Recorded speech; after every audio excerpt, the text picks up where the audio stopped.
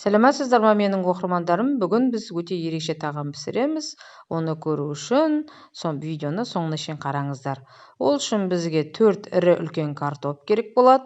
Оны осылай противенге қойып аламыз да духовкада 200 градуста 1 сағат пісіріп аламыз.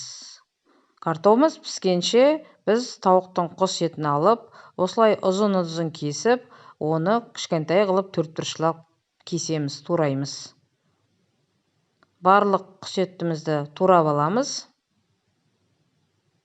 Бұны жуылған, алдын ала жуып аласыздар. Сосын барып турайсыздар. Енді ысып тұрған табамызға майымызды құйып, үстіне етімізді саламыз. Және тұзымызды салып, қуырамыз. Етіміз қуырылғанша қақпағын жауып қоямыз. Енді бізге тұздалған қияр керек болады. Ол қиярды да төртбұрышты қылып тураймыз. Бірінші соломка қылып турап аламыз, ұзын-ұзын. Одан кейін төртбұрышты қылып бұны да турап аламыз.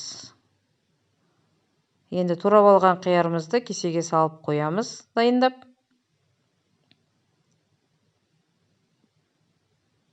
Міне біздің құс етіміз қуырылды. Енді үстіне кішкене карри салып, тағы да қуырып аламыз.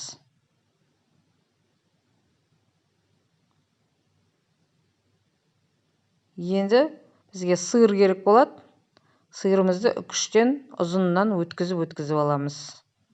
Және бізге кукуруз керек болады, жарты банка. Міне біздің картопымыз пісті. Үлкен бір картопымызды үлкен кесеге салып алып, ортасынан кесеміз. Екіге бөлеміз. Одан кейін ішіндегі жұмсағын, картопын уақтап пюре қылып еземіз. Міне осылай кесіп алдық. Енді сармайымызды саламыз ішіне. Сол сармаймен араластырып пюре қыламыз.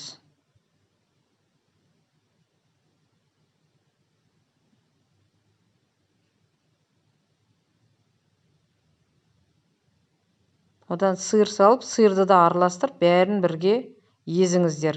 Сырларыңыз, майыңыз жақсы етіп еру керек.